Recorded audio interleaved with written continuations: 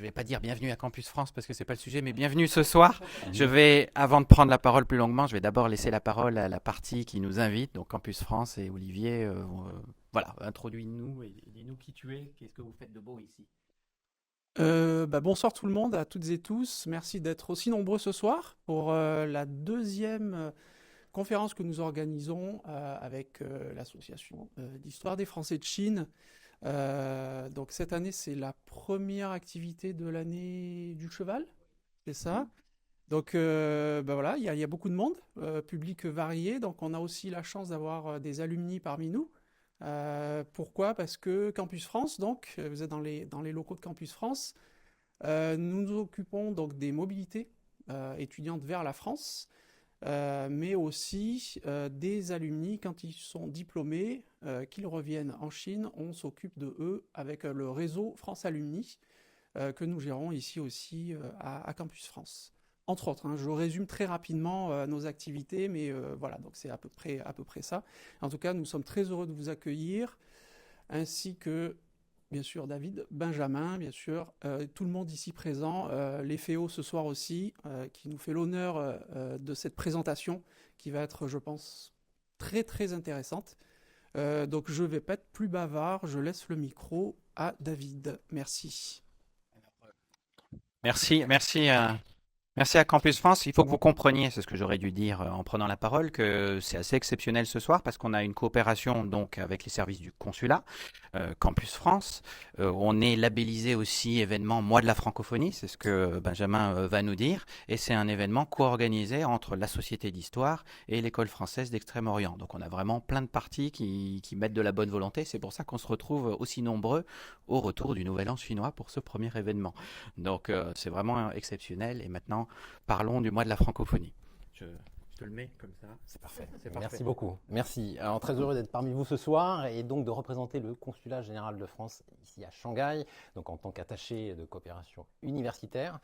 Et pour célébrer l'un des tout premiers événements du mois de la francophonie 2026, dont l'ouverture se déroulera lundi prochain à la résidence consulaire Villa Basset. Donc cet événement est organisé par trois partenaires majeurs de l'Institut français et du Consulat général de France.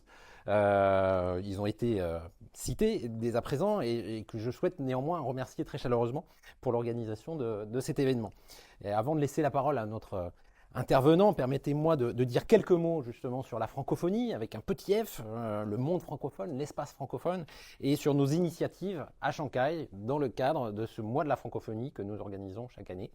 Mois de la francophonie qui est un mois de la francophonie, pardon, qui est un temps fort annuel national qui célèbre la richesse, la diversité de la langue française et des cultures francophones. Pour avoir un ordre d'idée, quelques chiffres sur la langue française. La langue française, c'est aujourd'hui 320 millions de locuteurs dans 93 pays à travers le monde, sur 5 continents, et vraisemblablement aux alentours de 700 millions de locuteurs d'ici à 2050. La langue française, c'est également la langue officielle de 26 pays. Deuxième langue étrangère la plus apprise hors Union européenne. Deuxième langue d'information internationale et troisième langue la plus utilisée dans les affaires dans le monde. En 2026, nous célébrons la 30e édition du mois de la francophonie avec pour thème « Créer, inventer, innover ». L'objectif étant de mettre en lumière le français comme langue de création artistique, technologique, littéraire, culinaire, avec des conférences, des tables rondes, des projections de films à travers la Chine. Et c'est aussi l'occasion, bien évidemment, de mettre en avant le dynamisme de l'espace francophone, de rappeler que le français, c'est une langue vivante, en constante évolution, et qui accompagne les grandes transformations de notre époque. Alors, il y a plusieurs événements phares, je ne vais pas tous les citer, mais quelques-uns quand même, qui sont portés par l'ambassade de France en Chine et l'Institut français, comme les rencontres du cinéma francophone, avec des projections de films qui seront relayées par les alliances françaises, mais aussi les lycées français de Chine, les universités, les écoles, le choix Goncourt de la Chine également, avec la venue d'écrivains francophones, parmi lesquels l'auteur belge Éric Emmanuel Schmitt, qui sera présent fin de mois, Issa, membre de l'Académie Goncourt, et l'autrice française d'origine iranienne, Mariam Majidi.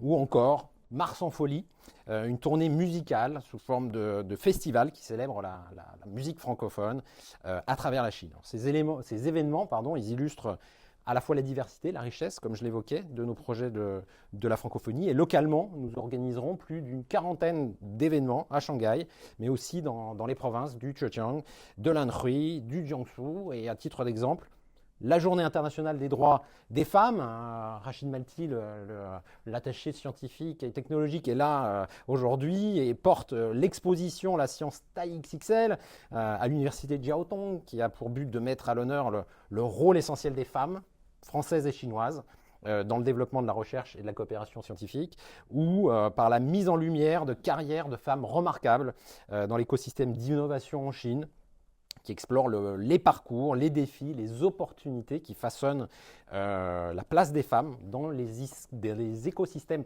d'innovation, avec un regard croisé entre expériences françaises et chinoises. Alors, je pourrais vous parler encore de la série de conférences sur la poésie et la mélodie française du 19e siècle, ou le concours de la chanson francophone, mais vous l'aurez compris, la francophonie regroupe non seulement une grande diversité de talents en termes de réseau et de partenariats, mais aussi une variété d'événements, d'expositions, de rencontres. Alors, je ne serai pas plus long.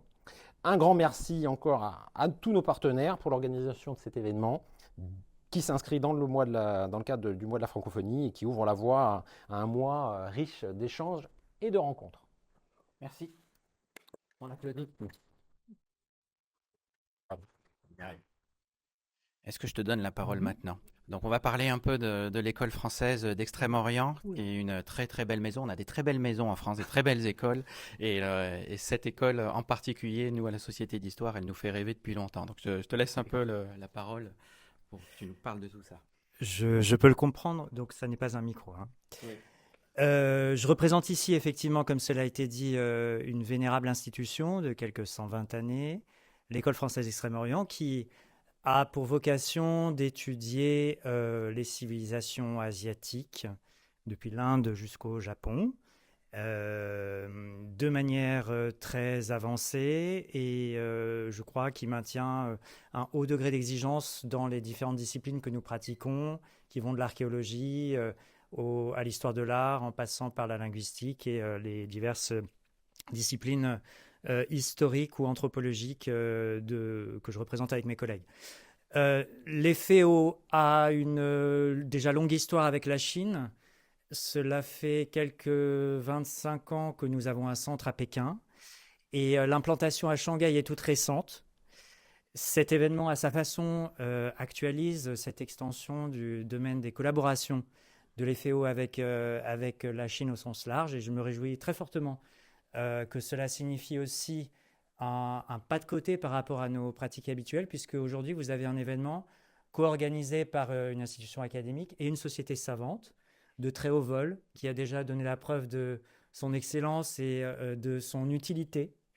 Et je me réjouis grandement de ce que symbolise cette soirée, à travers l'intervention d'un monsieur ici présent, monsieur Zhang Gong, mon cher collègue, que vous allez découvrir dans un instant, et qui va nous parler d'une thématique, je crois, qui résonne particulièrement avec ce que nous incarnons dans nos diversités ici ce soir.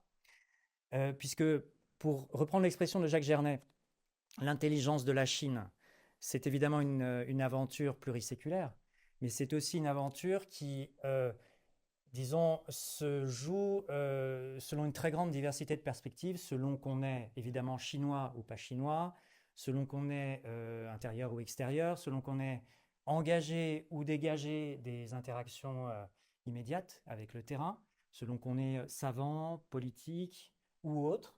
Et je crois que le travail de Zhang Gong Bush, ici présent, qui vient donc, qui a soutenu il y a déjà quelques années sa thèse à l'EHESS et qui est à présent attaché temporaire de recherche et d'enseignement à Paris Cité, ex-Paris 7, eh bien, Zhang Gong consacre son travail à cette frontière à la fois évidente et subtile entre les mondes, et les mondes engagés dans des interactions souvent intéressés avec le monde chinois, mais qui s'autorisent, ce sont les cas qu'il va nous présenter, parfois des pas de côté, des pas du côté de la science, des pas du côté de la description objective, ou objectivante, ou éventuellement condescendante, nous allons le voir. Et en tout cas, son objet d'étude, ce sont les Français du 19e siècle qui, dans les milieux diplomatiques, se sont intéressés de manière en quelque sorte désintéressée à la Chine de leur époque. Et je suis très heureux que nous ayons l'occasion ce soir de découvrir par l'entrée de la sociologie des organisations, la sociologie politique, donc on va nous expliquer un petit peu quel est son background théorique pour analyser ces matériaux, et bien toute cette vitalité intellectuelle qui caractérise les auteurs sur lesquels il travaille, qui sont des auteurs peu connus, mais qui résonnent très fortement avec des travaux beaucoup plus d'envergure, qui relèvent davantage de la sinologie classique. Et c'est cet éclairage latéral que Zhang Kong va nous apporter ce soir avec son brio de jeune docteur que je vous remercie d'accueillir. Plaisir.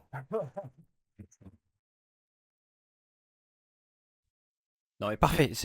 Tu as fait à peu près l'introduction qu'il fallait faire et donc j'ai pas besoin d'en faire plus pour introduire notre conférencier ce soir. Donc juste pour vous rappeler que la Société d'Histoire, c'est une conférence par mois.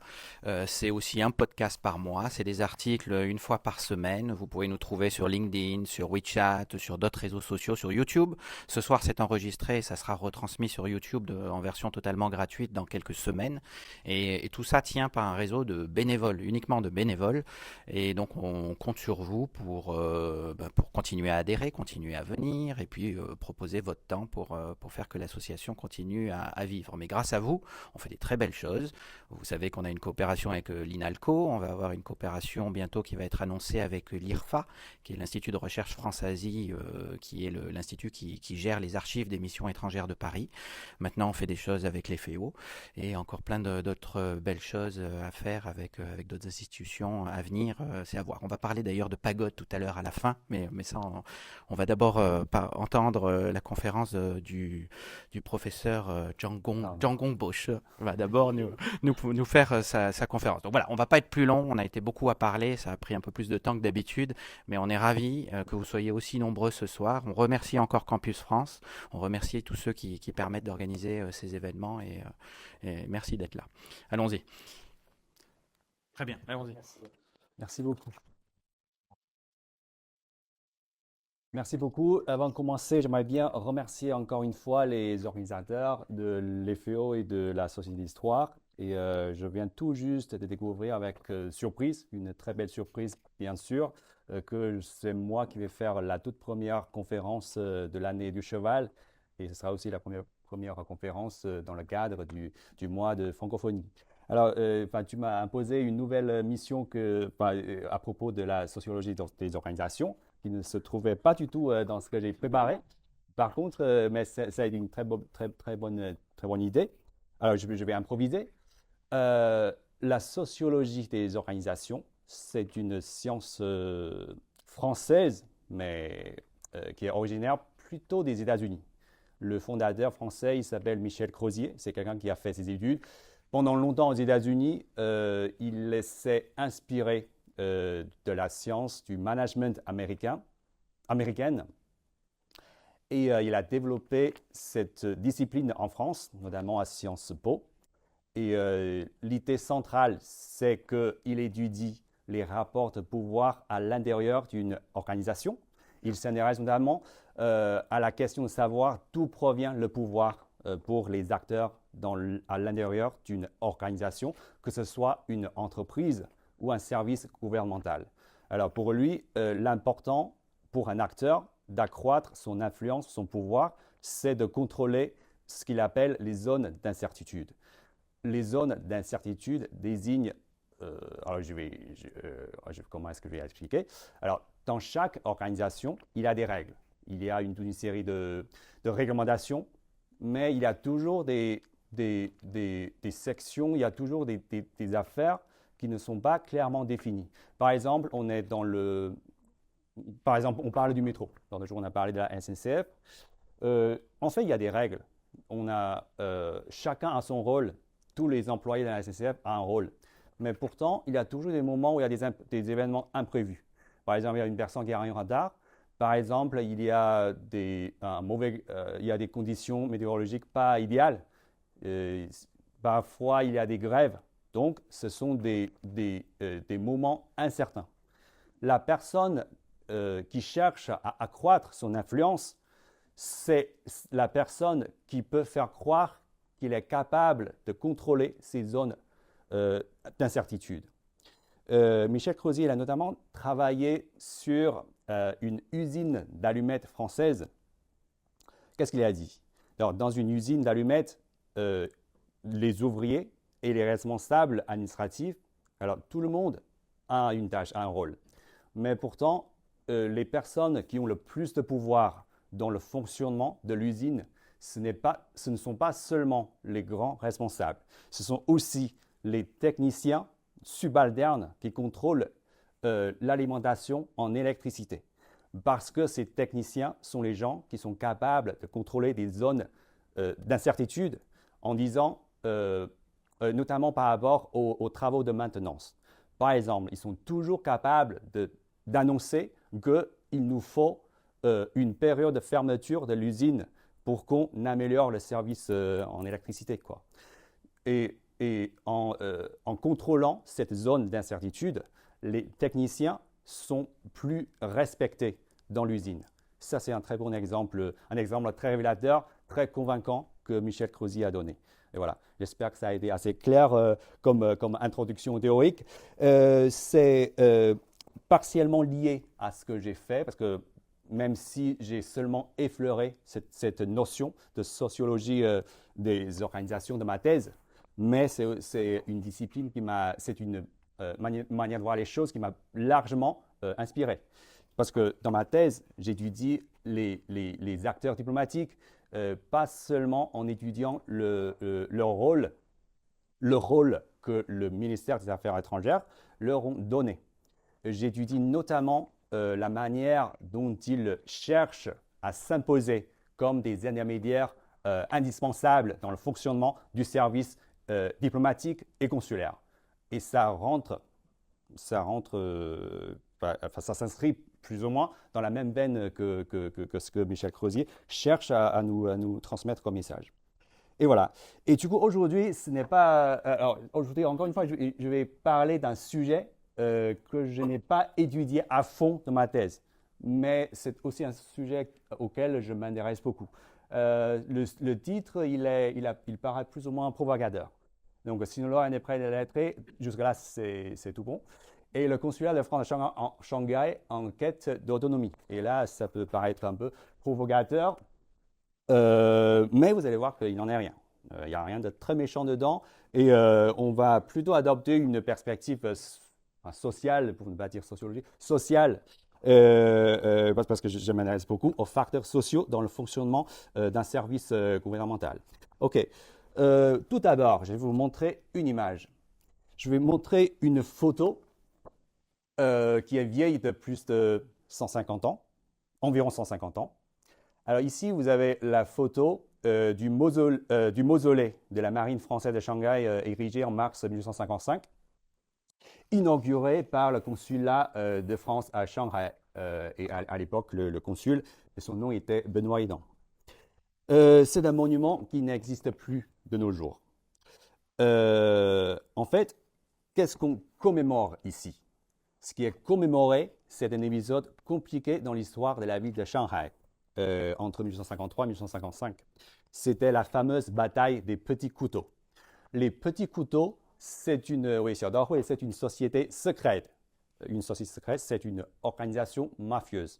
Et cette société secrète des petits couteaux a lancé une série de rébellions, notamment sur le littoral est de la Chine, dans les années 1850, et au cours de laquelle les rebelles ont occupé la ville de Shanghai, la ville chinoise de Shanghai, en 1853. Et au cours des 2 années suivantes, il y a eu une série de batailles, évidemment, entre les troupes impériales et les petits couteaux. Et le résultat, c'est que les Français, les forces armées françaises présentes à Shanghai, se sont rangés du côté des Amérindiens, des Chinois, de Pékin. Et pour aider en étant le gouverneur provincial Jia Hong'a à reconquérir la ville de Shanghai. Mais ces séries d'opérations militaires conjointes ont seulement abouti lors d'une seconde tentative. Il y a eu 2 opérations, une première en janvier 1855 qui s'est soldée par un échec total. Et au cours de cette opération, 13 marins français sont morts. C'est pour cela que juste après la victoire qui a eu lieu un mois plus tard, le consulat de France a fait construire ce monument, ce mausolée, au mois de mars. Ici, il y a des inscriptions que vous ne voyez absolument pas. Je vais vous les lire. En fait, ces inscriptions sont en latin. Là, heureusement, j'ai une version traduite en français. Alors, leurs compagnons d'armes, concitoyens et amis ont érigé ce monument à la mémoire des Français qui, en revendiquant les droits de la justice et de l'humanité, à la demande de la ville de Shanghai contre les pirates, sont tombés pour leur devoir envers la patrie le 6e jour de janvier 1855. Mais ici, il y a des éléments, pour ne pas dire mensongers, mais au moins discutables. Alors, qu'est-ce qui pose problème ici pour moi? Tout d'abord, l'opération malheureuse du 6 janvier 1855 n'était pas simplement une action défensive face à un danger immédiat. Ce n'a pas été non plus à la demande de la ville de Shanghai contre les pirates, mais plutôt à la demande du gouverneur provincial chinois, Jia Hong'a. Et en fait, cette opération malheureuse ressemblait davantage à un choix stratégique et politique du consulat de France à Shanghai. Et à l'époque, je répète, le consulat de Shanghai était géré par un consul intérimaire qui s'appelle Benoît Hédan. Il était au départ un chancelier, un fonctionnaire de rang moyen. Et en l'absence du consul titulaire, il a pris la charge du consulat quand son chef était en France. Et en fait, comme je l'ai dit tout à l'heure, après l'occupation de la ville de Shanghai par les petits couteaux et l'armée impériale se font face avec des échanges de tirs occasionnels, mais la guerre a traîné en longueur, évidemment.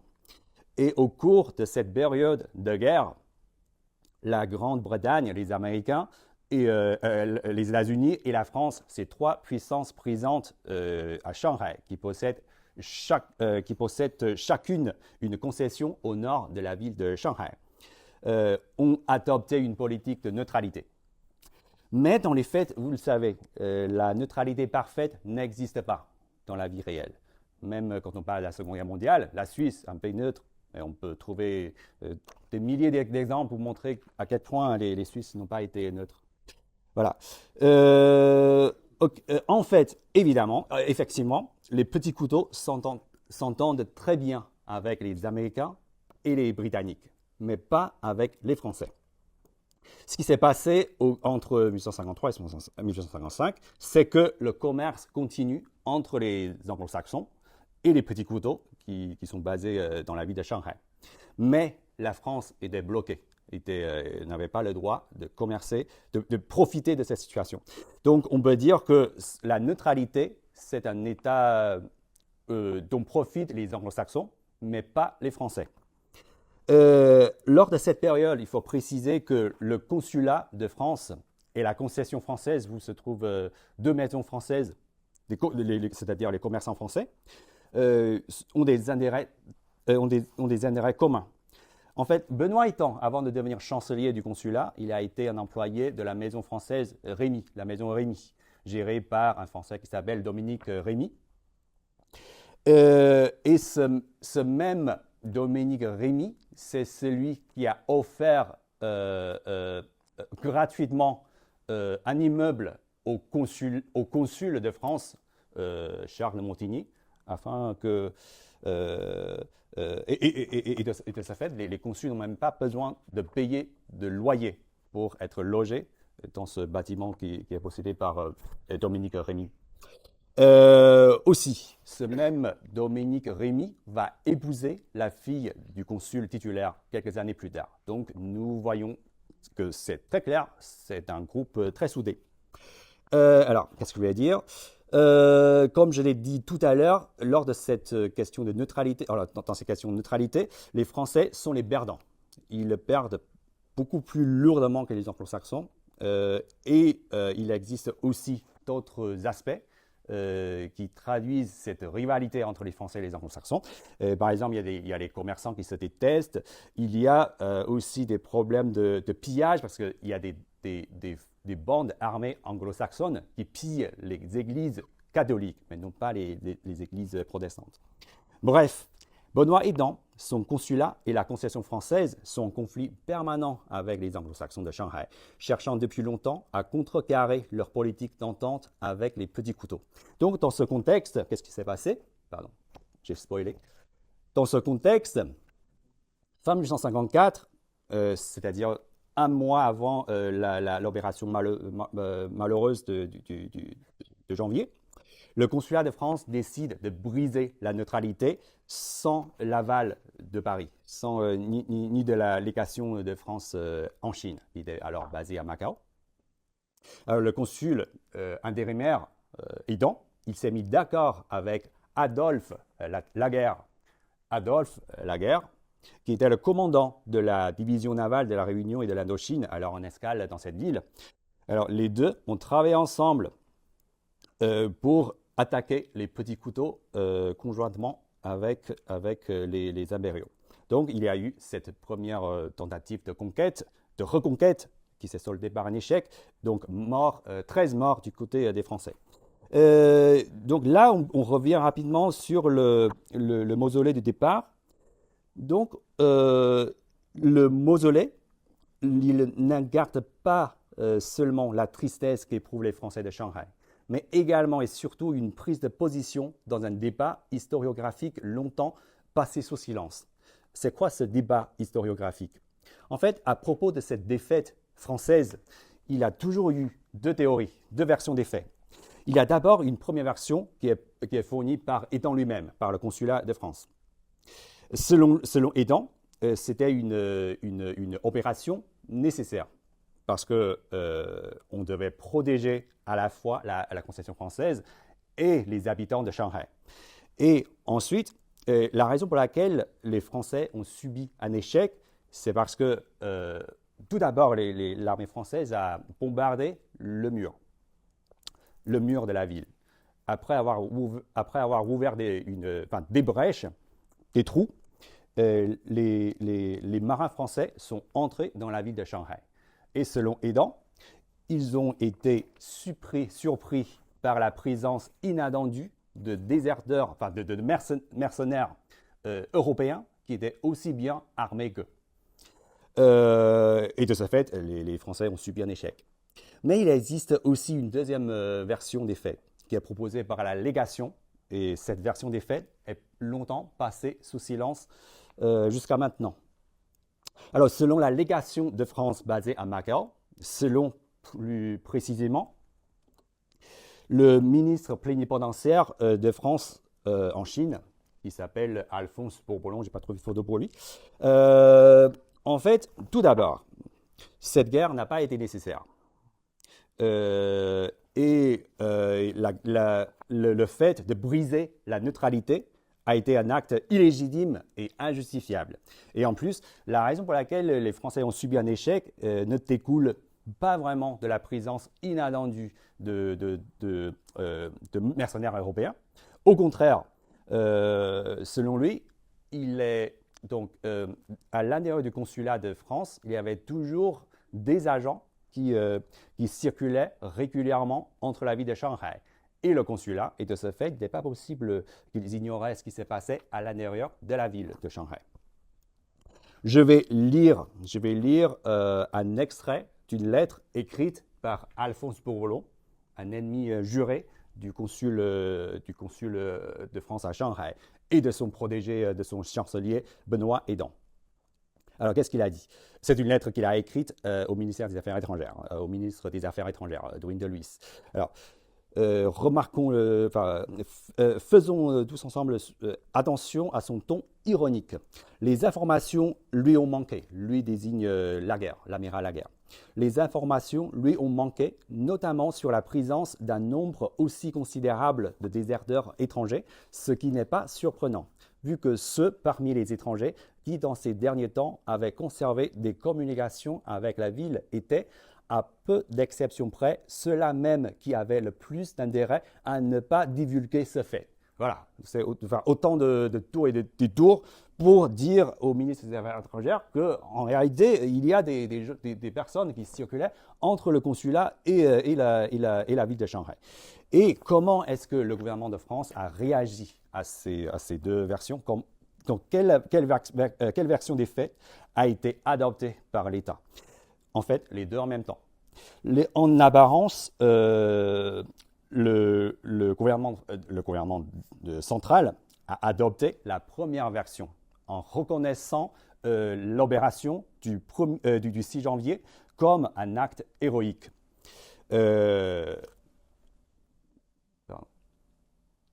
Comme un acte héroïque.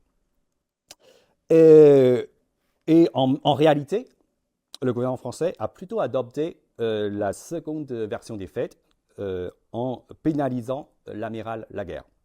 Donc, ce qui s'est passé à l'amiral Laguerre, c'est qu'il a d'abord reçu la croix de commandeur de la Légion d'honneur et dans un deuxième temps, le gouvernement a mis fin à son service. Donc là, c'est un décret amiral signé Napoléon III, 14 novembre 1855, annonçant l'admission de Laguerre au cadre de la réserve. En fait, l'intitulé exact de ce cadre était deuxième section du cadre de l'état-major en général. C'est un cadre réservé aux personnes devant bientôt passer à la retraite. Voilà. Et dans ce contexte, Benoît Itan a fait construire ce mausolée. Alors, je ne suis pas en train de dire que ce soit une personne de mauvaise foi, que ce soit une personne hypocrite, parce que c'est tout à fait une stratégie de communication courante chez les gens soit du gouvernement, soit du monde des affaires. C'est tout à fait normal. N'importe qui pourrait procéder de la même manière dans une situation pareille. On peut, par exemple, penser au cas de l'affaire du Titanic. Alors, le Titanic a fait naufrage en 1912.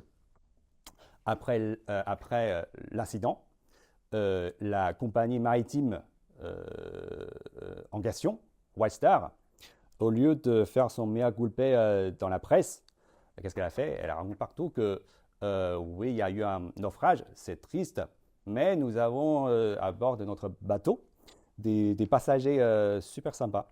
Nous avons des gentlemen qui ont laissé les femmes et les enfants monter les premiers sur le bateau de sauvetage. Alors, chez Itan, c'est la même chose. On a eu une défaite.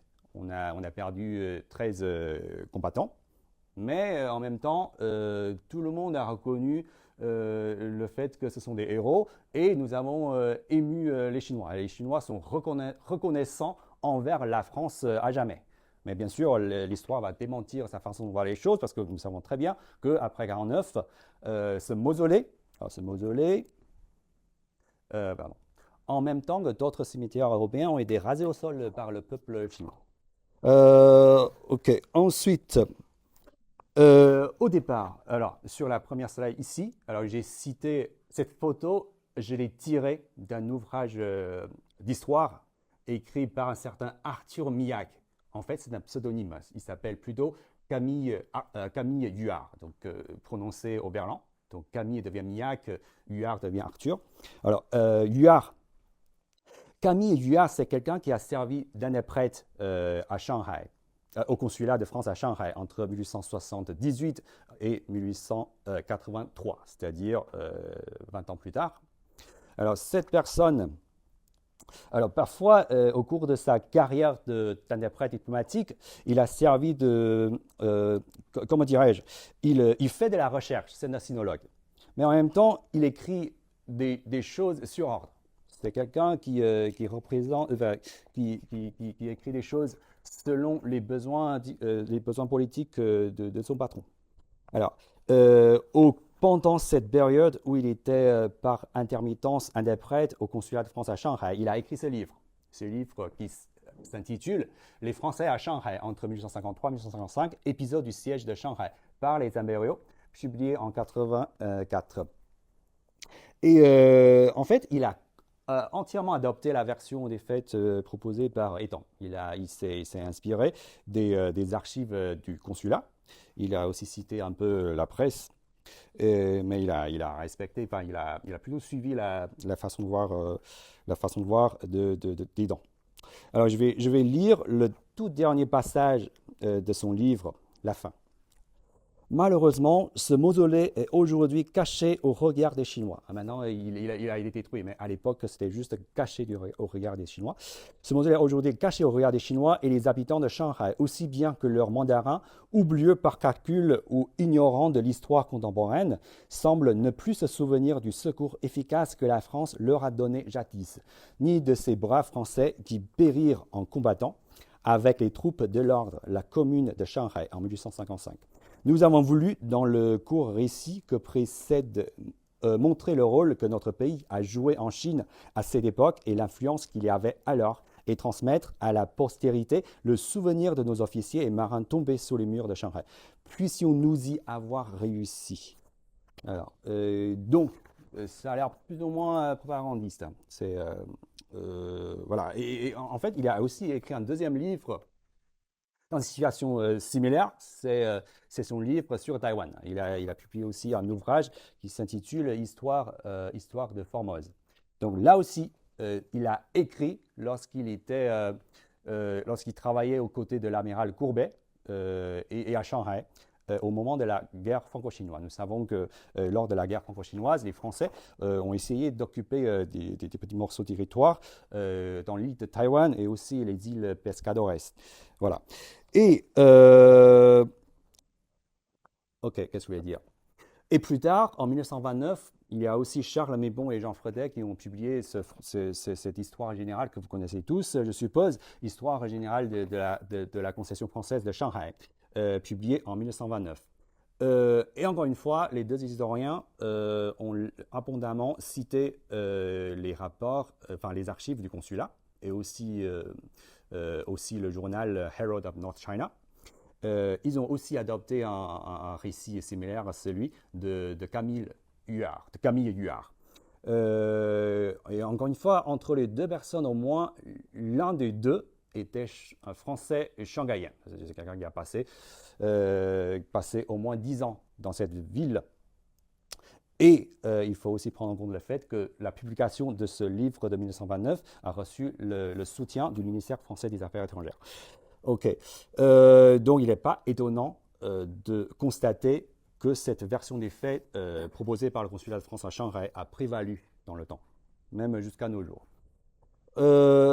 Et du coup, je fais un petit résumé de ce que je viens de dire. Ces deux livres d'histoire ainsi que ce monument participent d'un effort de légitimisation de l'existence même de la concession française. Parce qu'il ne faut pas oublier que c'est précisément Benoît Hédan qui a proclamé l'indépendance de la concession française de Shanghai en 1862. Et au moment où Camille Huard écrivait son livre, entre 1880 et 1883, il y avait justement un débat à l'intérieur de la municipalité de la concession française. Il y avait un courant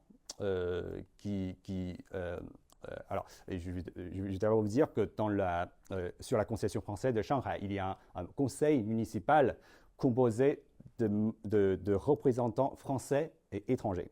Et ce qui s'est passé entre 80 et 83, c'était qu'il y a un courant qui voulait qu'on remplace tous les représentants étrangers par des Français. Et du coup, il y avait une sorte de nationalisme qui montait dans l'administration de la concession française. Et c'est à ce moment-là que Huard a écrit ce livre qui exalte en quelque sorte l'héroïsme des Français dans le passé de cette concession. Et finalement, vous le savez sans doute, ce projet n'a pas été voté. Donc finalement, on a gardé les 4 représentants de nationalité non française au cours des décennies à venir. OK. Au XIXe siècle, donc maintenant je vais plutôt parler des rapports entre le consulat de France à Shanghai et la légation de France en Chine. Au cours du XIXe siècle, d'un point de vue institutionnel, le consul général de Shanghai et le ministre plénipotentiaire de France à Pékin, en Chine, ils avaient à peu près le même niveau hiérarchique. Mais c'est plutôt le ministre qui est un peu plus élevé. Et de ce fait, les deux postes se sont opposés à de nombreuses reprises. Et bien sûr, il ne faut pas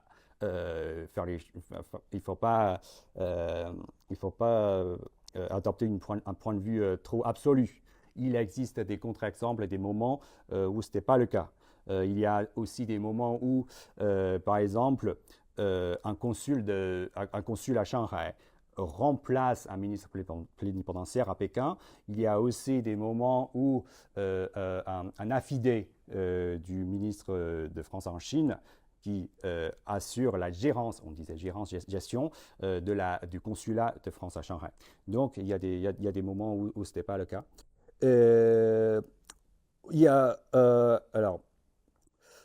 Du coup, il y a des moments où il y a des gens, où un agent défend les intérêts de son propre camp sur le territoire de l'autre.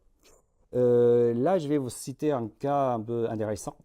Je vais vous parler de ce qui s'est passé à l'été 1886. Là, on est juste après la fin de la guerre franco-chinoise. Il y avait un consul de France en Chine qui s'appelle Émile Kreiser. Émile Kreiser, il a plutôt laissé une grande trace dans l'histoire de la concession française de Shanghai parce que c'est lui, tout d'abord, c'est lui qui a créé une école de français gratuite qui a recruté des centaines d'élèves chinois. Et c'est aussi lui qui a introduit pour la première fois l'eau du robinet de la concession. Alors, du coup, c'est pour ça que c'était un consul très populaire. Il a même reçu un wamin, c'est un parapluie. Un parapluie, c'était une sorte de cadeau que les habitants, que les Chinois offraient à un magistrat local comme un cadeau de remerciement, une sorte de reconnaissance de son service. Et voilà, il a reçu un wamin, c'est un parapluie. À l'été 86, qu'est-ce qui s'est passé? En l'été 86, il y avait un ministre plénipotentiaire à Pékin sortant qui devait quitter la Chine. Il y a aussi son successeur qui tarde à arriver. Donc, il fallait un chargé d'affaires. Et puisque Émile Kreiser, en tant que consul général, était le fonctionnaire le plus élevé, plus haut placé en Chine, donc on l'a désigné comme chargé d'affaires. Donc, Kreiser, il s'est rendu à Pékin pour gérer la légation. Et là, il tombe à un très bon moment pour lui, parce qu'à Pékin, qu'est-ce qui s'est passé à Pékin à cette époque? Il y avait une question de cession de terrain. À l'époque, à Pékin, il y avait quelques églises catholiques. Il y avait une église très connue qui s'appelle Peitang, l'église du Nord, qui devait être... il y a l'État, la cour impériale, qui voulait récupérer le terrain de l'église du Nord, parce que l'impératrice douairière avait décidé d'élargir son jardin impérial. Et il trouvait l'église gênante, donc elle voulait récupérer ce terrain. Et puisque cette église était gérée par des missionnaires européens, notamment français, elle a demandé de récupérer ce terrain tout en octroyant un nouveau terrain pour que les Français, pour que les missionnaires puissent construire une nouvelle église. Et là, il y a un débat. Il y avait un débat en cours à Pékin. Du côté des Français, certains disent qu'il faut que le gouvernement chinois traite avec la légation de France à Pékin, puisque parmi les missionnaires, la plupart sont des Français, et c'était toujours le gouvernement français qui protégeait les missionnaires catholiques en Chine. Il y a aussi une opinion contraire qui est de dire qu'il faut plutôt que l'État de Chine négocie directement avec l'Église. avec les missionnaires, et notamment la mission lazariste, c'est la congrégation de la mission, qui était très influente en Chine du Nord. Donc il y a ces deux opinions. Et il se trouve que le ministre sortant, il est plutôt pro-missionnaire. Il y a son successeur qui est pro-légation. Et Kaiser, qu'est-ce qu'il fait? Il est ni l'un ni l'autre. Alors, il a une idée très originale qui reflète ses affinités avec les missionnaires basés à Shanghai. Et vous le savez sans doute, Shanghai, c'est le quartier général des Jésuites à l'époque. Donc, il a dit, en fait, il faut pas que le gouvernement chinois traite avec la légation ni avec les lazaristes, parce que rappelons que au départ, l'Église du Nord avait été un cadeau offert par l'empereur Kangxi aux jésuites au début du XVIIIe siècle. Donc, et après, vous le savez, après, il y a cette affaire de suppression de la compagnie des Jésuites à la fin de ce siècle-là, et c'est seulement à la fin du XVIIIe siècle que les Jésuites ont confié cette église aux lazaristes, les nouveaux missionnaires, et donc c'est le moment c'est le moment de récupérer cette église par les Jésuites. Et du coup, il a écrit de longs rapports à Paris pour soutenir sa façon de voir les choses. Donc, comment est-ce que l'État français a réagi? On traîne, on ne lui répond pas. Il dit, est-ce que vous avez reçu mon télégramme? C'était un télégramme. Est-ce que vous avez reçu mon télégramme? Pas de réponse. Le ministère fait silence radio. Donc, le ministère a fait exprès pour attendre que le nouveau ministre arrive sur place pour que ce Kaiser se taise. Voilà. Donc, il a fini par renoncer entièrement à son projet. Voilà.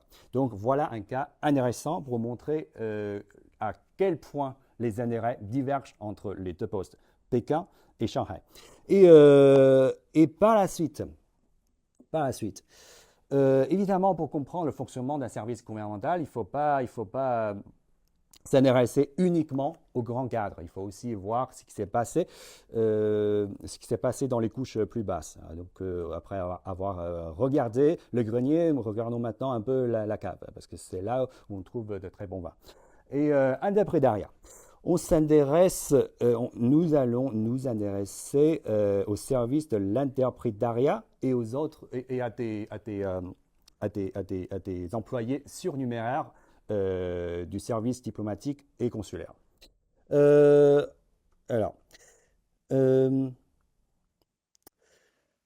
Ici, à propos du service de l'interprétariat, dès le départ, dès les années 50, il y a une divergence d'opinion entre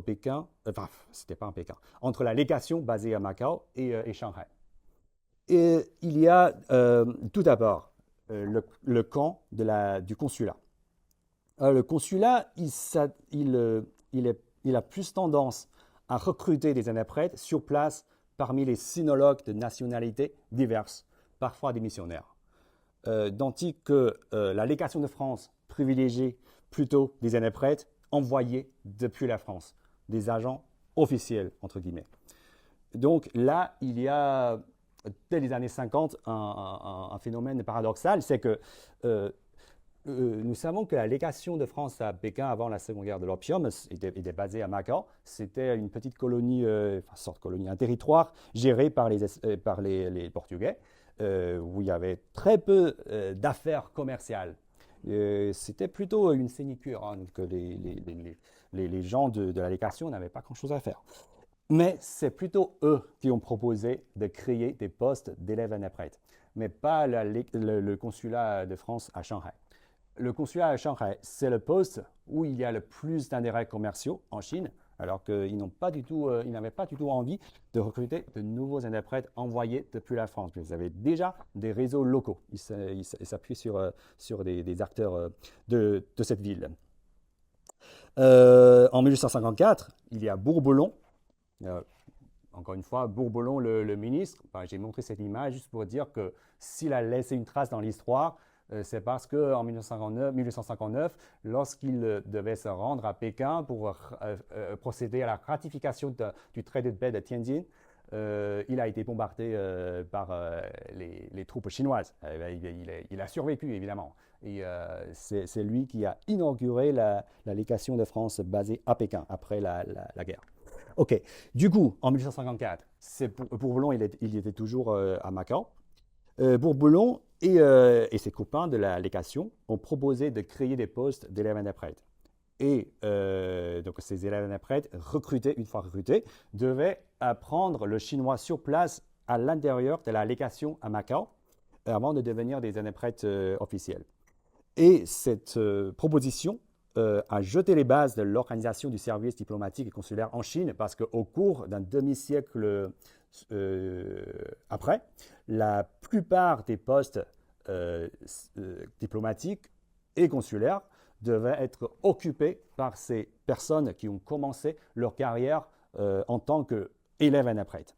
Que ce soit des consuls, vice-consuls, chanceliers interprètes, même des secrétaires d'ambassade, voire des ministres plénipotentiaires et chargés d'affaires.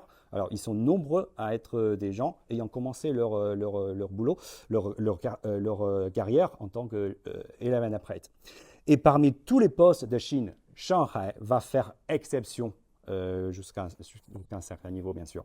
Parce que le consul général de Shanghai a presque toujours été nommé par parachutage. Ce sont toujours des gens, presque toujours, il y a des exceptions bien sûr, presque toujours des gens qui ne parlent pas le chinois, qui ont été par exemple consuls dans un pays d'Europe, en Amérique ou en Afrique. En tout cas, très peu d'interprètes. Et aussi, dans le consulat, on compte très largement sur le concours des communautés locales, que ce soit chinoises ou étrangères. Et d'un côté, il y a un poste d'interprète officiel à Shanghai, un seul poste.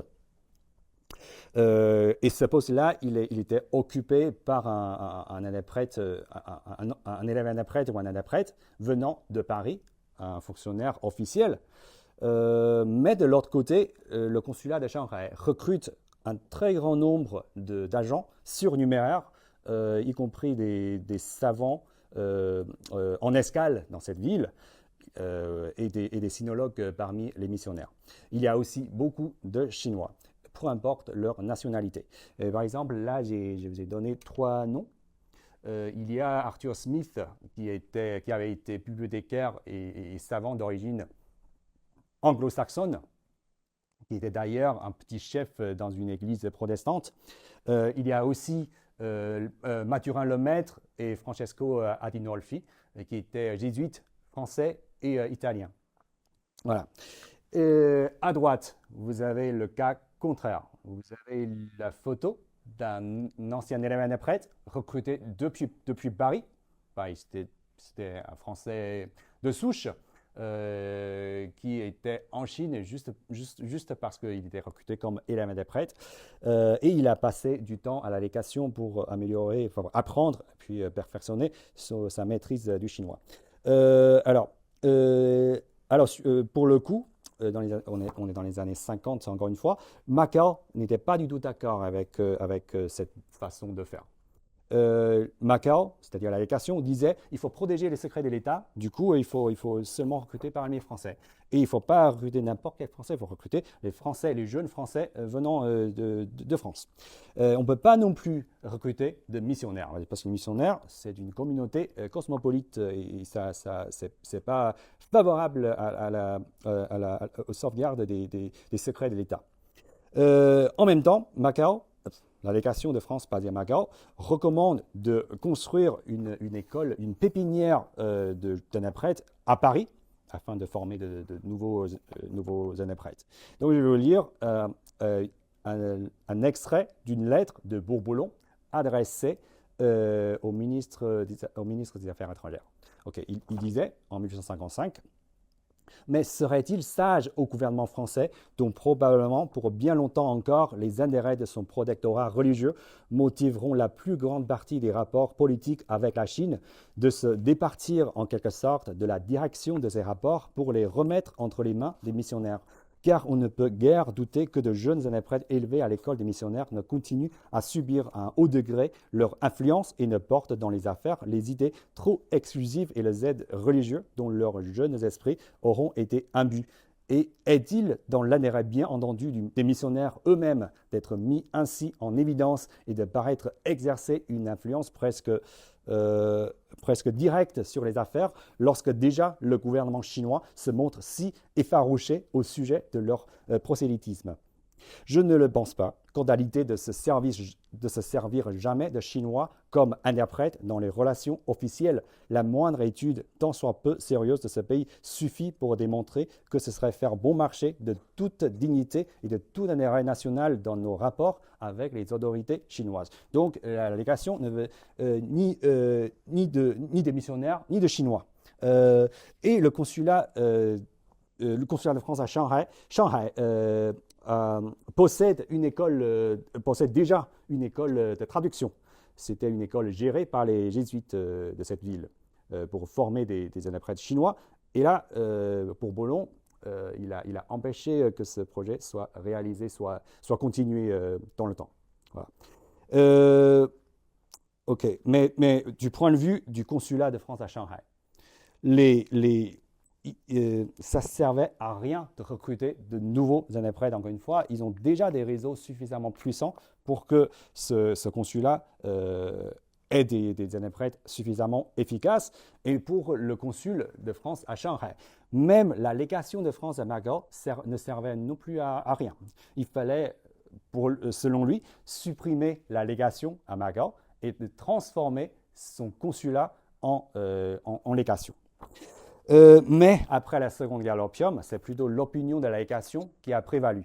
Donc ce qui s'est passé, c'est que la légation a été déplacée à Pékin en 1862, 2 ans après la fin de la guerre, le ministère des Affaires étrangères a interdit formellement au consulat de recruter de nouveaux missionnaires.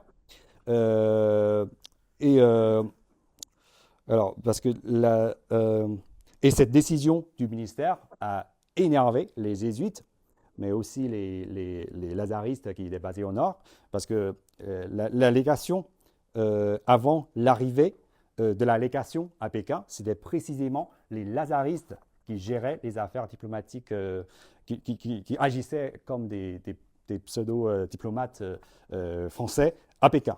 Voilà. OK. En 1862, il y avait un chef des lazaristes français à Pékin qui a écrit une lettre à un membre de la légation pour montrer son mécontentement en disant que en fait, les missionnaires sont plus efficaces dans le traitement des petites affaires, tandis que les diplomates sont des gens un peu plus fainéants. Parce que lorsqu'on donne les affaires diplomatiques, les affaires courantes aux diplomates, le résultat, c'est qu'ils vont tarder à les traiter et petit à petit, les petites affaires s'accumulent pour devenir de gros soucis.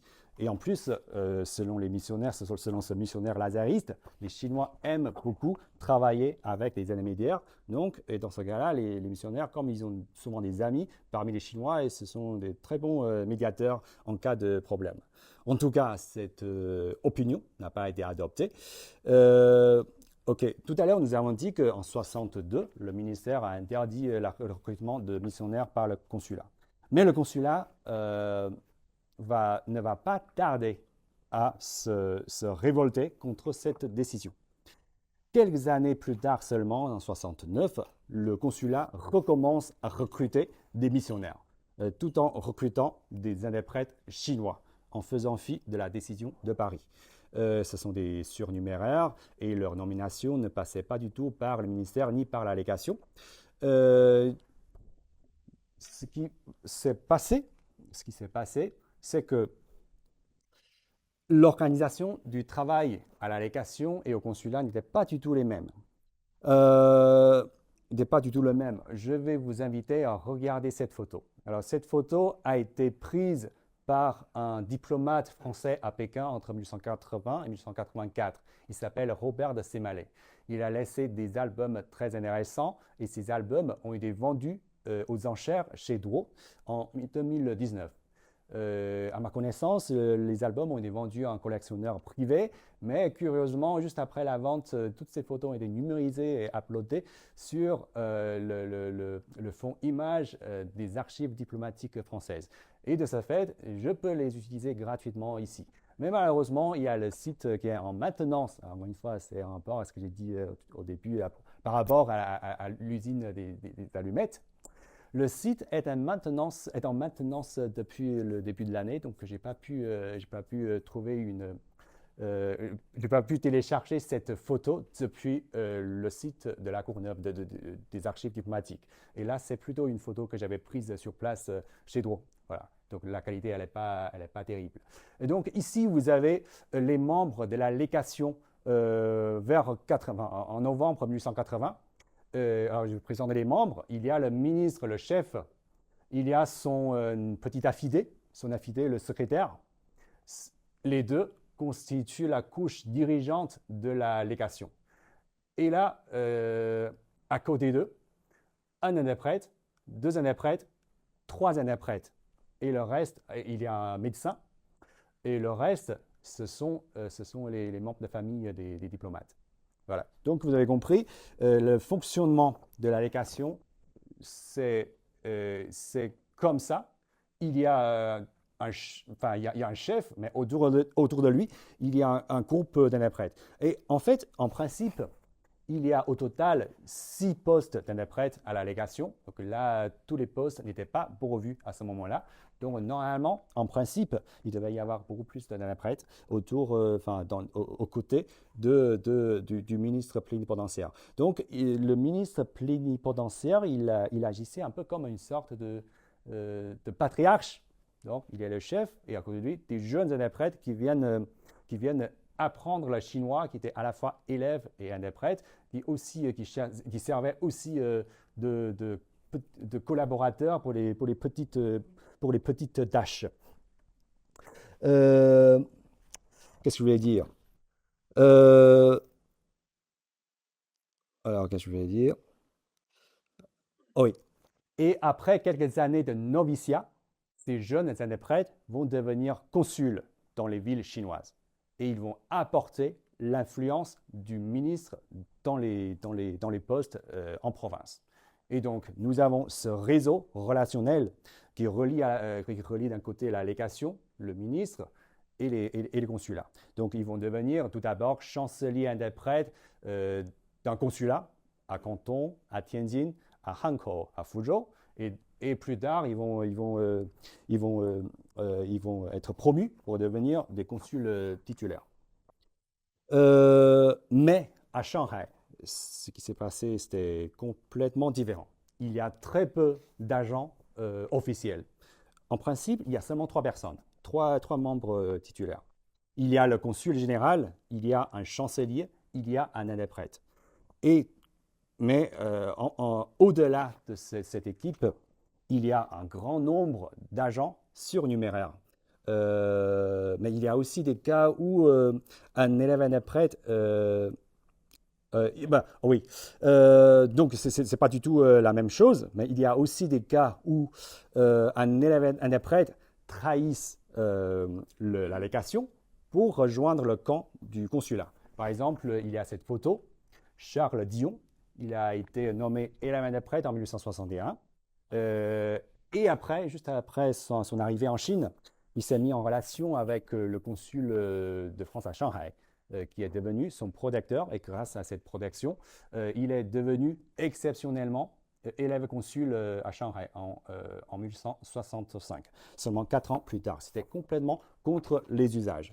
Il faut savoir que élève consul, c'était un poste très, très prestigieux. Un élève consul, normalement, au bout de 3-4 ans, devient consul titulaire, alors que élève interprète doit passer environ 14 années avant de devenir en Chine, avant de devenir un consul titulaire.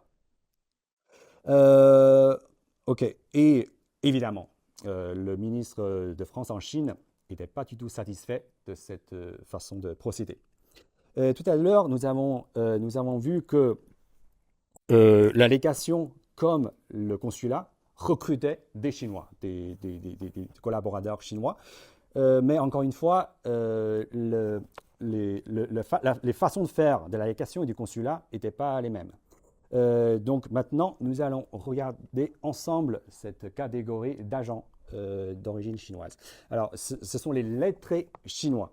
Cette fonction existe dans les faits jusqu'à nos jours. Nous savons que dans les ambassades, aujourd'hui on parle d'ambassades, dans les ambassades et dans les consulats, il y a toujours des employés locaux. Alors, à l'époque, il y avait ces lettrés qui étaient chargés des travaux de traduction, notamment de travaux de mise au propre, parce qu'ils sont, la plupart des lettrés ne savent pas le français. Donc le travail était de mettre au propre des documents administratifs. La même fonction existait aussi dans la légation britannique, mais le titre en anglais c'était writer, copiste. Et les interprètes français savent écrire en chinois. Ils savent parler en chinois, mais ils ne savent pas bien écrire. Donc leur chinois n'était pas tout à fait idiomatique parce qu'à l'époque, lorsqu'on avait besoin d'envoyer une lettre officielle à un service chinois sur place, il fallait non seulement envoyer la lettre en français, mais aussi une traduction chinoise. Et c'était plutôt... alors, les traducteurs, les interprètes officiels français traduisent ces lettres en chinois, tant bien que mal, et leur traduction va être relue et mise au propre dans un deuxième temps par les lettrés chinois. Donc, ils s'occupent de la relecture, mais en même temps, ils s'occupent aussi de la formation des élèves interprètes. Donc, ce sont des profs et des relecteurs. Mais en même temps, parfois, ils vont se voir confier des missions plus importantes, comme conseillers. Parce que ces lettrés chinois, ce ne sont pas n'importe qui. Ce sont des gens qui ont des relais dans les yamen chinois, dans les autorités chinoises. Et aussi, également, ils ont des relations avec d'autres lettrés travaillant pour d'autres légations. Du coup, c'est une communauté très importante pour la conduite des affaires étrangères. Il y a aussi des moments où des diplomates français se servaient de lettrés chinois comme espions. Ok, mais c'est juste un point que j'effleure dans le cadre de ma présentation. Normalement, les lettrés n'ont pas besoin de savoir le français. Et parfois, les diplomates français préfèrent les gens qui ne savent pas parler le français parce que ça aide à garder les secrets. Et lorsque vous discutez d'affaires importantes, vous ne voulez pas qu'une personne qui ne fait pas partie de la délégation comprenne les choses. Ok. Et il y a aussi des lettrés chinois qui sont recommandés par le Zhongliyamen, c'est-à-dire le Bureau chinois des affaires étrangères. On a longtemps cru, je parle des historiens, on a longtemps cru que les Chinois travaillant pour les étrangers sont une sorte de hanjian, une sorte de traître, ou sinon des gens qui avaient un profil un peu suspect, qui n'avaient pas un bon statut dans la société. Mais en fait, si on regarde à fond le parcours de ces lettrés chinois, on va réaliser que ce n'est pas du tout le cas.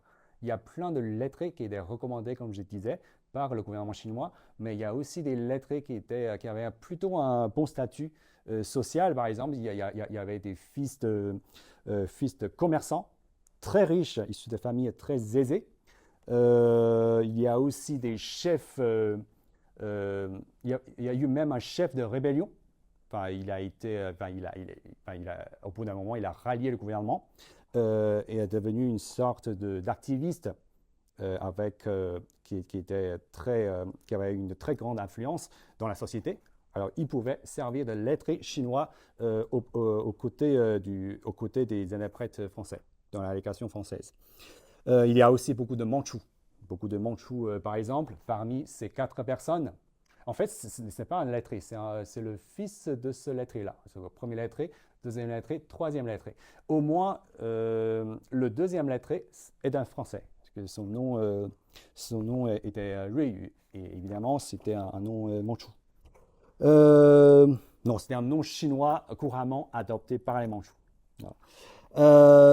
Ok. Et le résultat de ce genre d'organisation est que, puisque les lettrés chinois ne parlent pas français, donc la qualité de traduction dépend presque entièrement des compétences linguistiques des interprètes français.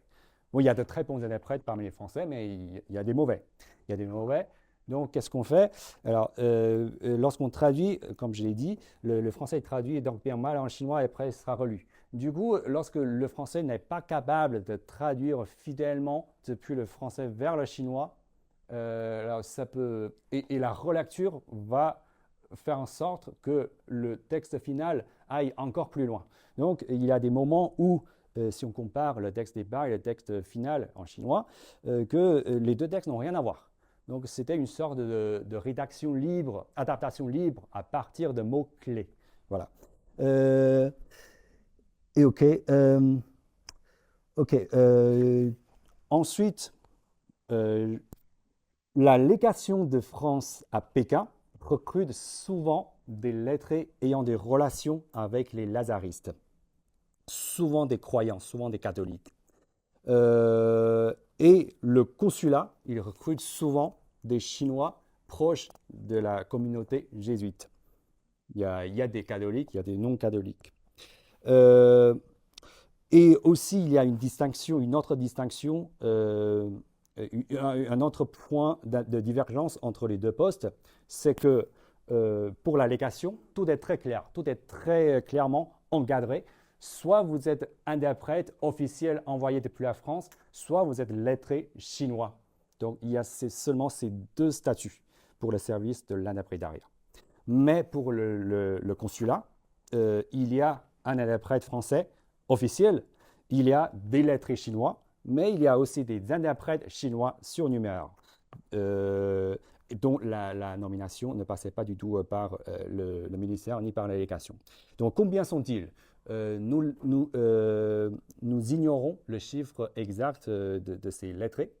Nous n'avons que des fragments d'archives qui nous donnent des informations incomplètes. La plupart du temps, nous savons qu'il y en a 3 dans tous les 2 postes. Premier lettré, deuxième lettré, troisième lettré, et pareil à Shanghai. Mais il y a des moments où le nombre baisse ou augmente. En fait, le salaire des lettrés est déterminé par le consulat ou la légation sans aucune recommandation au niveau du gouvernement central.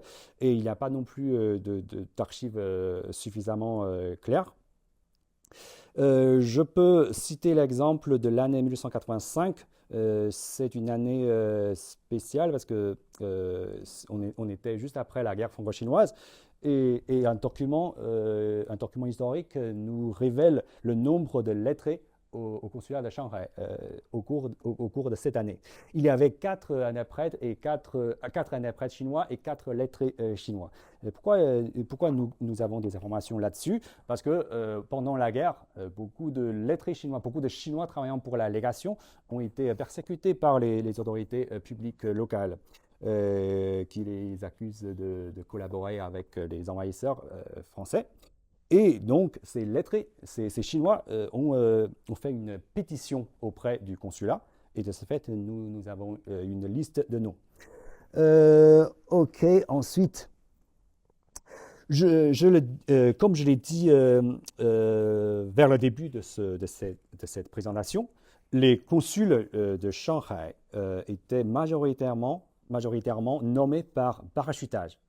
Tandis que dans d'autres postes chinois, la plupart des postes étaient occupés par les interprètes, par des élèves interprètes. Mais en matière de recrutement de lettrés, Shanghai était relativement... alors Shanghai sort du lot.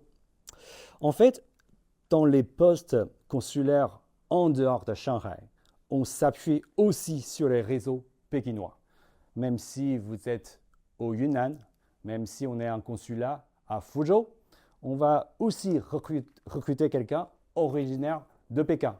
Et même si, ne serait-ce que pour... Alors, on va aussi recruter quelqu'un originaire de Pékin, malgré les frais de déplacement que cela pouvait engendrer. Par exemple, en 1876, le consulat de France à Fuzhou, on est tout au sud, même plus au sud que Shanghai, devait recruter un lettré. Et donc, le consul de Fuzhou, qui avait été initialement élève interprète à Pékin, avait recruté un Pékinois du nom de Zhao Yuzheng. C'était un catholique, donc il a emmené de Pékin jusqu'à Fuzhou. Et c'était un catholique chinois ayant été formé par une école lazariste. Il connaissait le latin, mais il ne parlait pas le français ni l'anglais. Donc un lettré, ce n'était pas un domestique, donc il n'habitait pas dans le consulat, il avait son propre logement, il pouvait louer en dehors du consulat. Et chaque jour, il vient travailler au consulat entre 11h et 16h. C'était pas mal, hein? C'était pas mal parce que la journée de 8h a été seulement définie en France au XXe siècle, début XXe siècle, si je ne me trompe pas. Ok, donc son travail, c'était de transcrire les documents administratifs et chaque mois, il touche un salaire de 27 piastres équivalent d'environ 1900 francs par an. 1900 francs par an, c'était très intéressant pour un Chinois. Rappelons que un élève interprète gagnait seulement 5000 francs par an. Et pour un Chinois, s'il gagne presque la moitié, un peu moins que la moitié du salaire d'un Français, c'était vraiment pas mal. Et comme à Fuzhou, il y avait aussi un arsenal franco-chinois, vous le savez. Et donc, le responsable administratif de l'arsenal sollicitait aussi son concours. Et donc, il recopiait aussi, il transcrivait aussi des documents pour ce responsable de l'arsenal. Et à ce titre, il touchait aussi un paiement, un salaire supplémentaire de 12 piastres par mois. Donc, piastres, c'est dollars espagnols, c'est des grosses pièces d'argent. Dans les années 1880 au moins, à Pékin, donc ce que nous savons à propos du salaire des lettrés, c'est que leur salaire variait entre 1500 francs et 3300 francs par an. Donc celui-là, le premier lettré, il touchait environ 3300 francs. Au Yunnan, j'ai un autre exemple intéressant qui a eu lieu en 1899. C'est pour plus tard. Ce lettré est un Mandchou catholique jésuite qui s'appelle Ying Lianzhi. Vous le connaissez sans doute pas, mais il a un arrière-petit-fils, et vous le connaissez, un arrière-petit-fils qui est Ying Da, qui est une célébrité jusqu'à nos jours dans le milieu cinématographique. Il y avait un consulat au Yunnan à Mengzi. Alors, Mengzi, il fallait un lettré, donc le consul, il a envoyé quelqu'un jusqu'à Pékin pour recruter ce Ying Lianzhi. Et Ying Lianzhi, le recrutement s'est fait par le mode bouche à oreille.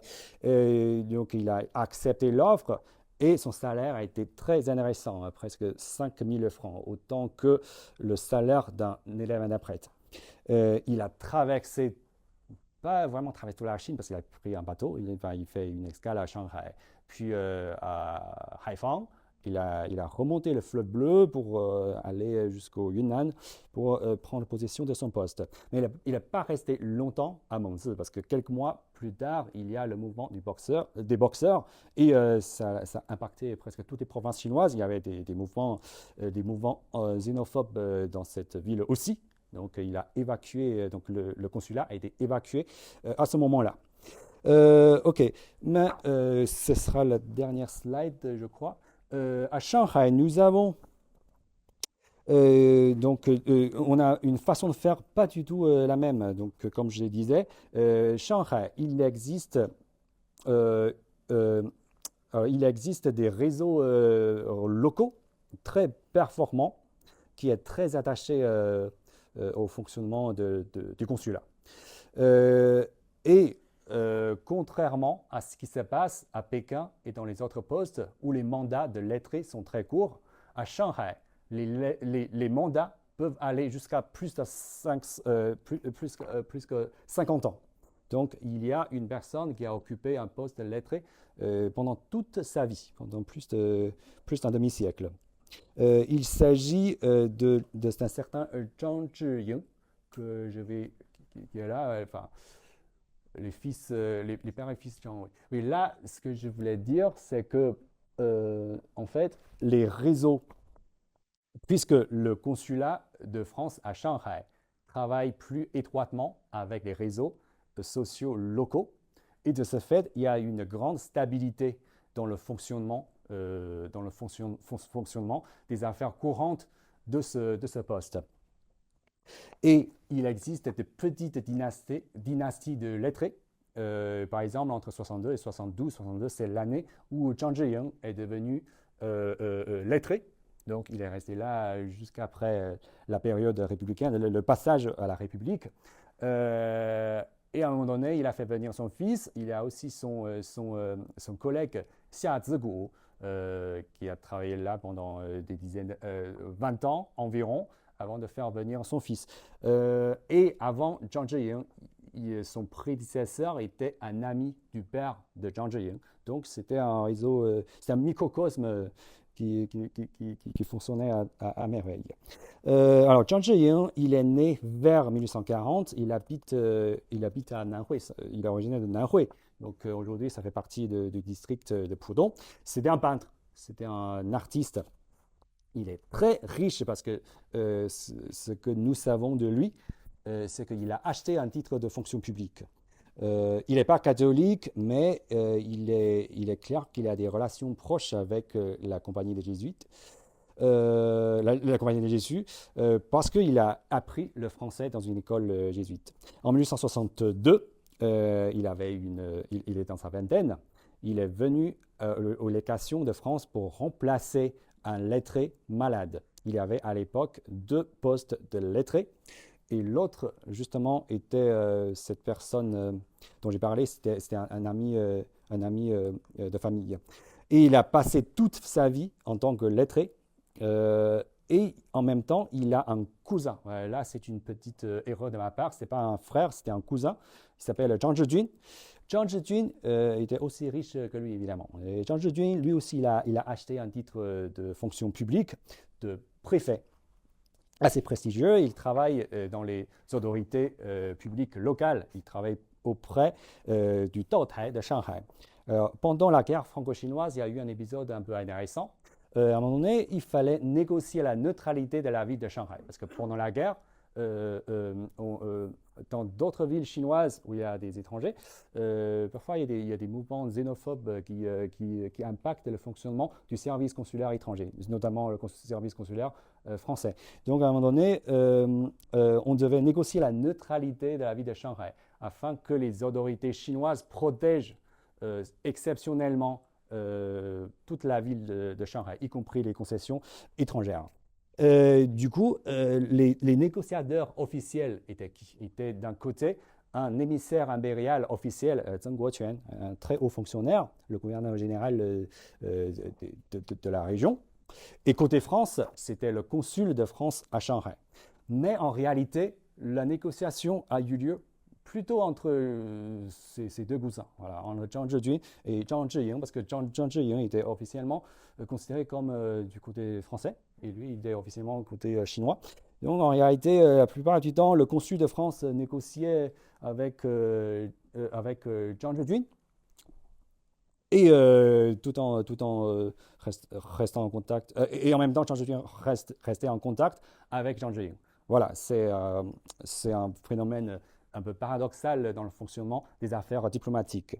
OK. Et de ce fait, ils ont été haïs par des gens dans leur entourage au cours de la guerre franco-chinoise. Enfin, vers la fin de la guerre franco-chinoise, Zhang Zhijun et Zhang Zhiying ont eu des problèmes judiciaires. Ils ont été poursuivis parce qu'il y a des gens qui les accusent de trahir leur pays. Voilà. Et finalement, ils ont survécu cet épisode. Et Zhang Zhiying, il est plutôt connu en tant qu'illustrateur du tout premier journal illustré de Chine, Dian Shizai Huabao. Donc, vous voyez une page. Alors, ce journal illustré était géré, a été créé par un Britannique, mais il est chinois. Voilà. Et Zhang Zhiying a passé toute sa vie à contribuer à ce journal. Donc, le nombre de postes de lettrés variait selon les époques, parfois 2 postes, parfois 3 postes, parfois 4 postes. Et en 1912, Zhang Zhiying a gagné une croix de chevalier de la Légion d'honneur. Voilà.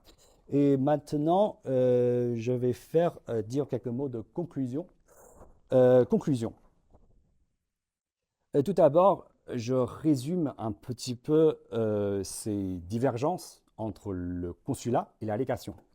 Tout d'abord, le personnel officiel du consulat connaît des roulements plus élevés par rapport au cas de la légation. Il y a le consul qui est toujours nommé par parachutage et au bout de 2 ans, 3 ans, il change de poste. Donc, on a un côté instable dans le fonctionnement du consulat. Mais en même temps, il y a une très grande stabilité dans la gestion des affaires courantes parce que le consulat s'appuie très largement sur la communauté locale. Il est très ancré dans la communauté shanghaïenne, à la fois dans la communauté chinoise et la communauté étrangère. Et du côté de Pékin, c'est le contraire. À Pékin, nous avons un personnel officiel relativement stable, avec un réseau composé d'un grand nombre d'éléments de prêtres qui étaient protégés par le ministre plénipotentiaire. Mais en même temps, il y a un petit effectif surnuméraire qui n'est pas stable. Donc les lettrés sont remplacés régulièrement. Mais c'est aussi un phénomène, en parlant de la légation de Pékin, c'est aussi un phénomène qu'on ne peut pas observer en adoptant une perspective trop absolue, parce qu'à partir de 1880 et 90, il y aura un processus de dislocation du réseau diplomatique basé à Pékin. Ce sera une autre histoire. Donc les choses vont beaucoup évoluer vers la fin du siècle. Donc je parle vraiment que de la seconde moitié du 19e siècle. Je ne vais pas aller plus loin. Et deuxième point, pourquoi est-ce qu'il y a cette différence entre le consulat à Shanghai et la légation de Pékin? Alors pour moi, je pense qu'une particularité de la vie de Shanghai, c'est qu'il y a une communauté française plus importante avec plus d'intérêt français dans cette ville. Parce que il faut voir que la création de consulats par l'État français n'a pas vraiment répondu aux besoins réels des affaires commerciales de ce pays. Il y a certes des intérêts commerciaux à Shanghai, mais il y avait très peu d'intérêts commerciaux à Hankou, Fuzhou, Tianjin dans un premier temps, et à Canton notamment après la première guerre de l'opium. Mais juste dans un esprit d'émulation pour contrecarrer l'influence des Britanniques, à chaque fois que l'Angleterre crée un poste en Chine, le ministère des Affaires étrangères français crée un nouveau poste pour qu'il y ait autant de postes français que de postes britanniques en Chine. Donc nous avons un phénomène intéressant. C'est que dans beaucoup de postes, les gens n'ont rien à faire, les fonctionnaires n'ont rien à faire. Il y avait beaucoup de sinécures. Alors, dans les postes où il n'y a pas beaucoup d'intérêts commerciaux, dans les postes où il n'y a pas beaucoup de Français, qu'est-ce qui va se passer? Comme il n'y a rien à faire, il y a moins de concurrence. De ce fait, ça permet l'apparition de petits microcosmes très soudés entre des gens, on recrute par cooptation. Et ce même phénomène existe aussi en dehors de la Chine. Par exemple, il y a des historiens qui étudient les consulats français autour de la Méditerranée. Il y a aussi des petits postes, petits consulats français dans les ports italiens où il n'y a pas beaucoup d'intérêt. Et là-bas, il y a des petites dynasties de consuls où les postes pouvaient passer de père en fils. Sinon, les postes passaient entre amis. Et aussi, je veux parler du cas de Tianjin. Tianjin aussi. Tianjin, dans un premier temps, c'était un tout petit poste où il n'y a rien à faire. Mais au bout d'un moment, notamment à partir des années 80, ça gagne, voilà, ça devient un poste plus important avec l'apparition d'une communauté cosmopolite autour du gouverneur général de la province du Zhili, Li Hongzhang. Et justement, à partir de 1893, ce n'est plus les élèves interprètes qui occupent ce poste. On commence à avoir un phénomène semblable au cas de Shanghai. Donc Tianjin est aussi devenu un poste où les consuls sont nommés par parachutage. Donc vous voyez, lorsqu'il y a plus de Français qui résident dans une même ville, ça crée de la concurrence. Il y a des réseaux hostiles et de ce fait, ce n'est pas favorable à l'apparition de petits microcosmes. Et dernier point, ça résonne en quelque sorte avec mon titre. Dans mon titre, je disais que je parlais d'un consulat en quête d'autonomie. En fait, quand je parle d'autonomie, c'est une autonomie par rapport à la légation. Donc Shanghai va être autonome par rapport à la légation de Pékin. Mais en fait, si on regarde la question d'un point de vue global, si on regarde l'ensemble du réseau consulaire et diplomatique français dans le monde entier, on va remarquer que en fait, c'est plutôt le réseau de Pékin qui est autonome. C'est plutôt le réseau de Pékin qui crée un petit cadre fermé où il n'y a que des interprètes, que des gens qui étudient le chinois au début de leur carrière. C'est plutôt Shanghai qui est un poste normal et qui est plus soumis au ministère des Affaires étrangères. Donc, qui est en quête d'autonomie? Tout dépend de l'angle de vue que nous adoptons dans notre analyse. Voilà, c'est la fin de mon intervention et je vous remercie beaucoup pour votre attention.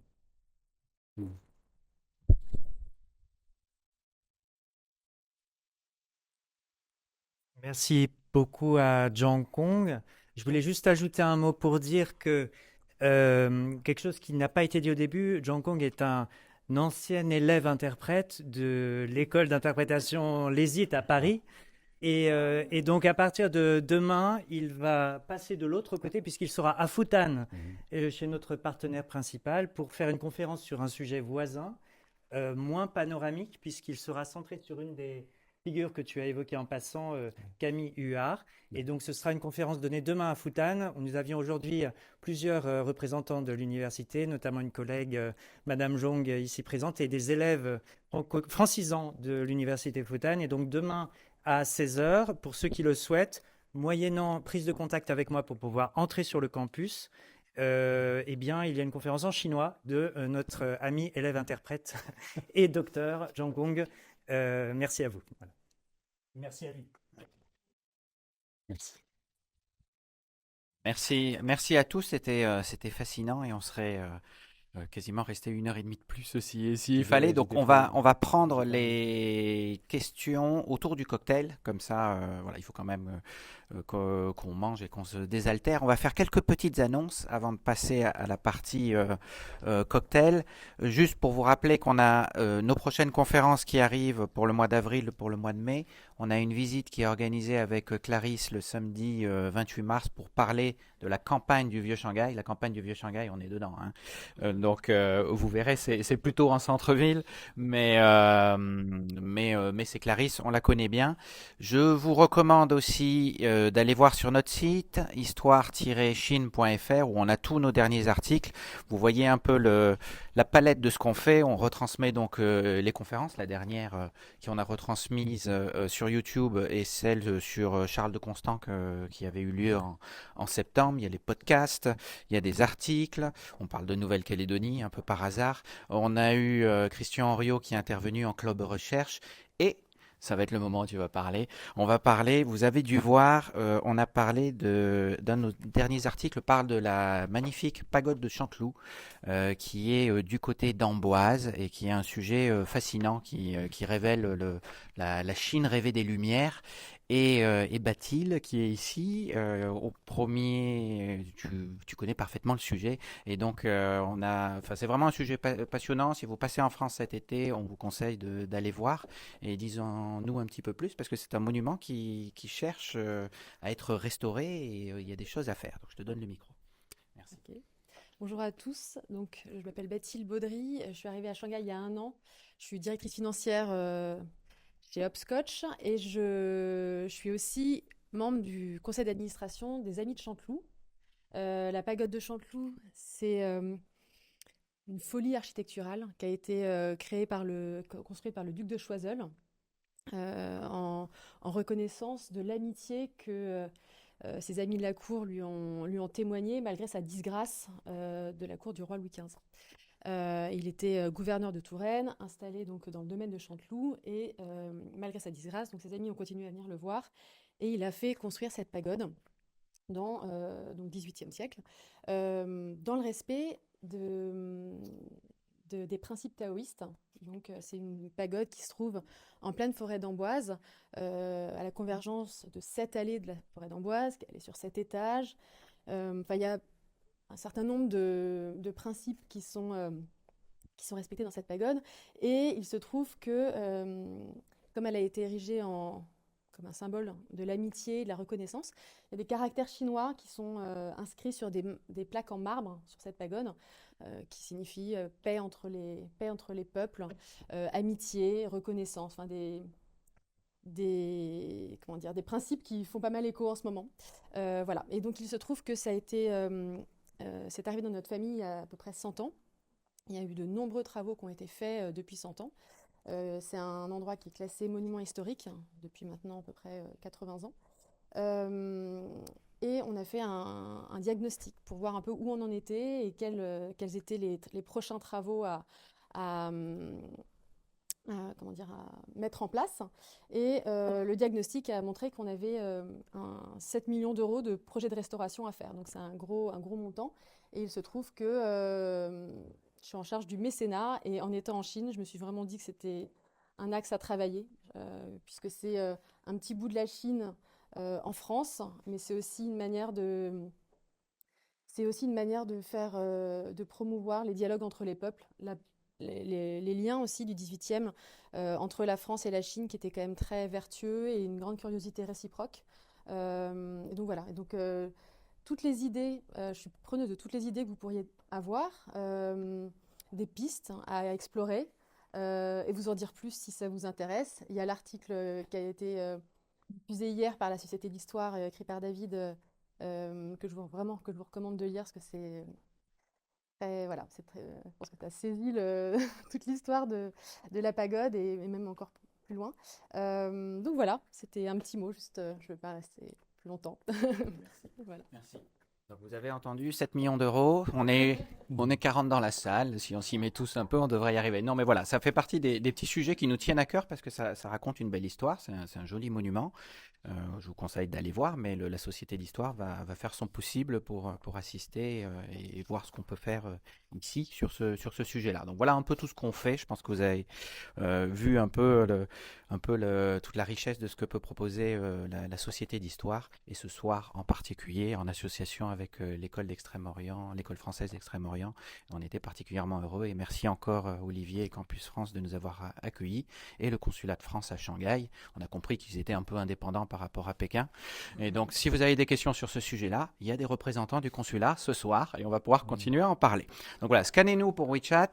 Après on a donc à manger qui nous vient de chez Hypermarket, qui nous fait des petites réductions, et puis surtout on a des bouteilles de vin qui nous sont offertes par Mouton Cadet, qu'on aime beaucoup, et il y en a beaucoup paraît-il, donc on va essayer. Après, à quelle heure faut-il qu'on débarrasse D'accord, donc on va être très rapide. Non, on va essayer de pas rester trop longtemps, mais voilà, il y a toute la partie cocktail pour profiter du conférencier qui est avec nous et de toutes les personnes très gentilles qui sont là. Merci encore et bonne fin de soirée.